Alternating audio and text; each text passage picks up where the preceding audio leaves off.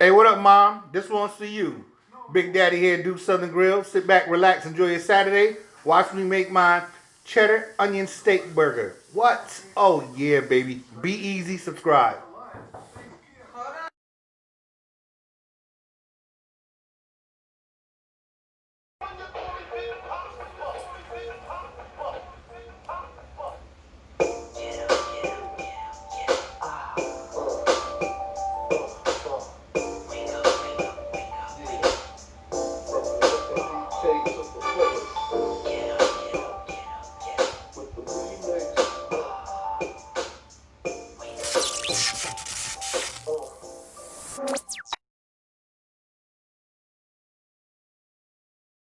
Hey, what up, y'all? Big Daddy here, Duke Southern Grill. So today, a little bit of a copycat video. I'm not really into doing copycats, but you know, that's my daughter's thing. She like doing those to see if those recipes out there really work. So this isn't a recipe that I found out there, but back in the days, my mom really had fell in love with a burger that McDonald's had. It was I forget what they actually called it, but it was on a wheat bun. It had cheddar cheese and onions and mushrooms, and you know, of course, on their famous patty. So I'm making what my version of it is Big Daddy's. I guess I just call it a cheddar melt burger, whatever. Um, and all of those things are going to be in it, except for my cheese sauces are going to be just a normal cheese sauce. Y'all see that part later. So I have a couple of pounds of beef roast that I picked up. Any cut is fine. To do this recipe, you're really gonna have to find something that's gonna grind down the meat. I've seen videos out there that use a food processor. I've tried that before just to see how it works. It really does get the meat cut down real well, but it's not like your ground beef in the store, nothing like that. So if that's all you have and you want to try it, um, let me know how it turns out. But I've seen meat grinders, the hand crank ones and expensive ones, about low as like $30. I've never tried them, so I can't tell you how well they work. I might pick one up just to see how well they work, and then give a review on it, something like that. But my beef, like I said, it's about 3 pounds, 2 3 pounds. So if you're working with 2 pounds, let's just say 2 pounds. Do a teaspoon of pepper, maybe 1.5 to one and a quarter, 1.5 teaspoons of kosher or sea salt. About 2 teaspoons of onion and garlic powder, and whatever other seasonings you want to throw up in there to make it your own. But that right there, the onion, the garlic, the salt and the pepper should be enough to get this going. So I hear the phone ringing, so I'm gonna cut. We making Big Daddy's cheddar burgers. All right, come back and watch this video. Be easy. All right, so what I'm doing now is just feeding these pieces in. I actually lost my plunger. I think my daughter actually lost the plunger. It's somewhere. Playing with it, making our sausage. We'll show that video one day. But basically just want to watch that you don't get your fingers in the hole. And if you use something other than the appropriate plunger, make sure it's plastic. You see that feeding through? Yep. So I guess the tools to this job would be a plastic spoon and some kitchen shears to make sure that your pieces are nice and small enough to feed into that hole.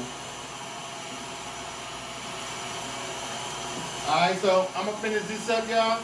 Show y'all the next step. Be easy.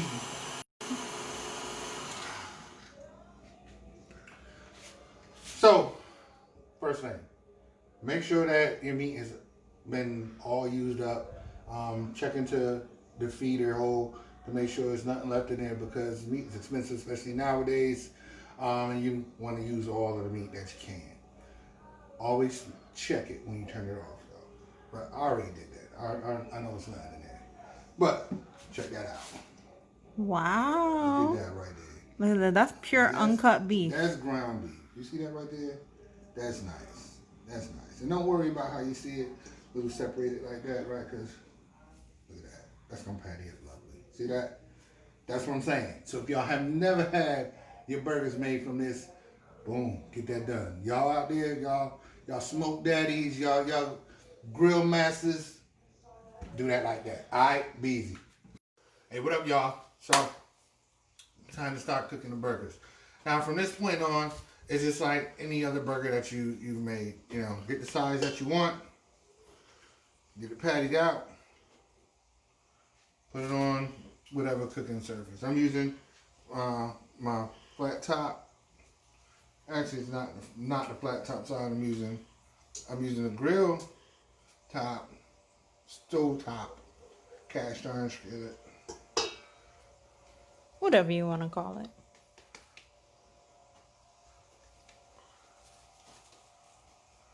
About 4 ounces Pure beef. of ground beef.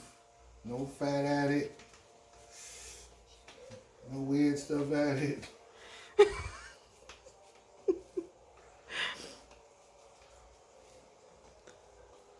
Now, because the size of my homemade buns, I'm trying to patty this out a little bit wider than normal just because it's going to have a little shrink. It's not too much because it's not a lot of fat in that.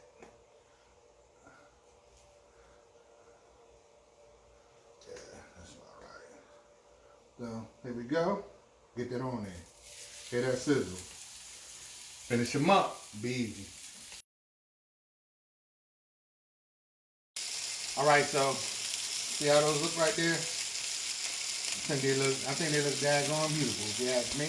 But, you know, I could be biased. I am. No, they Yeah. look beautiful. You sure?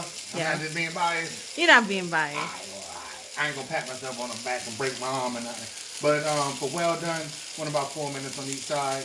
Medium well, around 2.5, 3 minutes.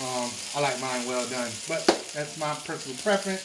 And as you see over here, and my daughter can zoom in a little bit, got them wedges going. She got them wedges going. That's her size for the night. She wanted some potato wedges. So, like I said, he's gonna be up in a couple of minutes. Those wedges will be up in a couple of minutes. What's next to do? Oh, yeah, we gotta get on that sauce. All right, be back, be easy. All right, so these are very thinly sliced onions. I did these ones by hand, didn't use a mandolin because these ones have to be, you know, perfect for the onion ring.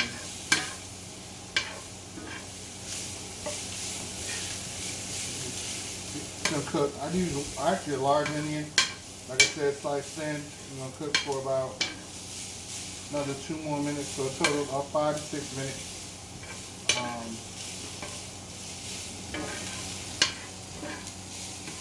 We're almost done. We have one more step to this burger. Still haven't figured out a name for it yet, but it's that the burger that McDonald's used to, well, had come out with a few years back. That burger on the wheat roll with thinly sliced onions, mushrooms, and like a cheese sauce. This isn't a copycat recipe that I've seen anywhere. This is just my rendition of it. Like I said, it's one of the last steps. So we started off with a top round that are cut into pieces. Right? That's first step. Season it up. Let it marinate. Steps 2 and 3. Then what we do, we grind it down. Step 4. Put it on a flat top here. Step 5, sauteing up the onions for it. Step 6, and then step 7 is going to be the cheddar beer sauce that I'm making for it. So, for those who are probably wondering, well, where the mushrooms at? Because I said mushrooms. My mother really loves this sandwich, and I remember years ago when it first came out, she was like, "I don't want no mushrooms."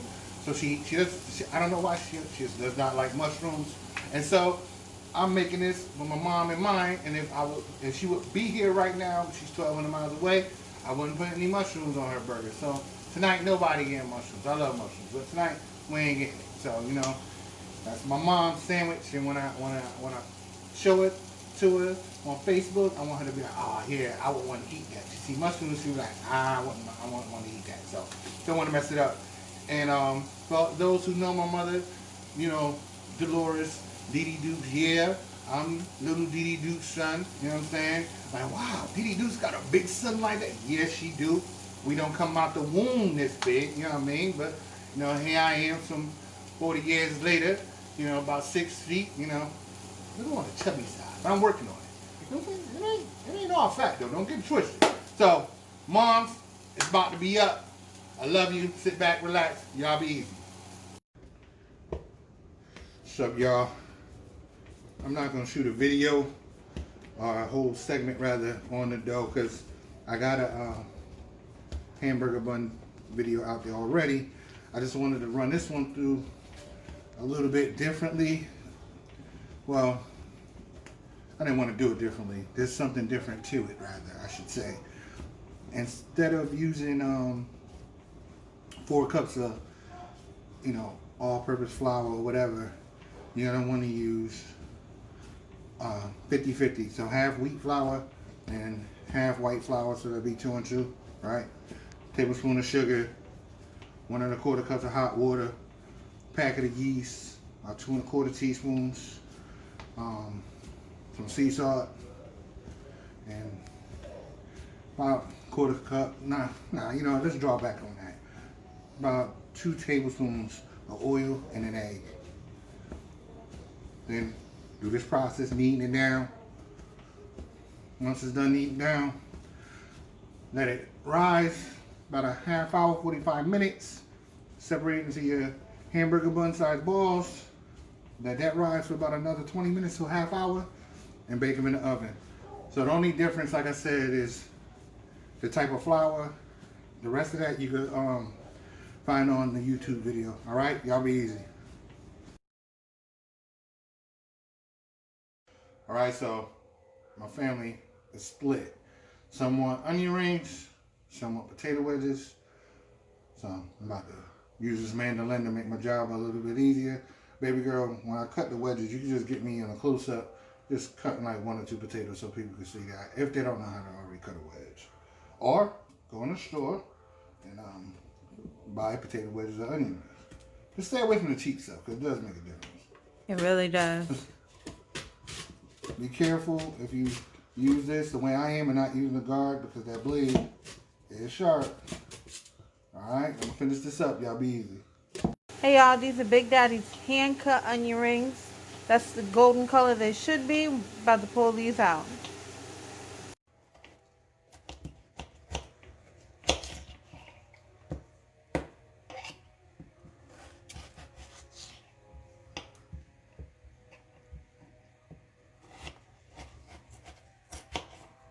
Yeah, Big Daddy has skills.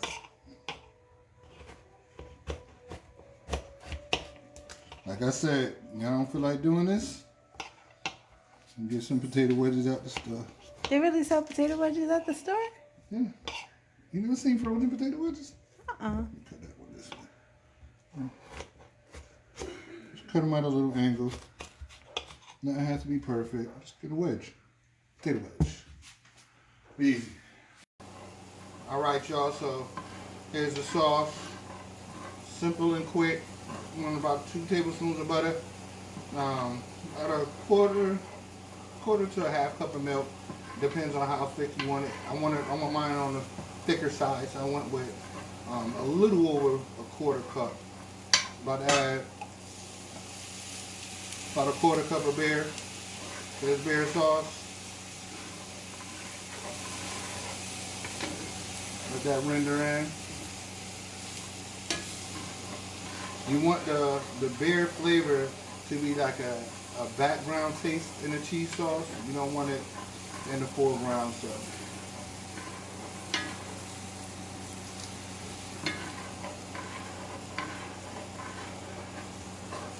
So to this I'm going to add 12 ounces of cheese.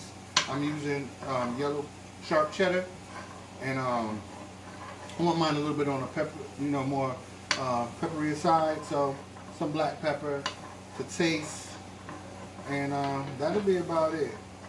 I'm using a good cheese. If it's a cheap cheese, you might want to add a little bit of salt to that. A lot of the cheaper cheeses, although they're good, they just don't have that flavor to them. So this is about ready for my cheese. I'm about to stir that in.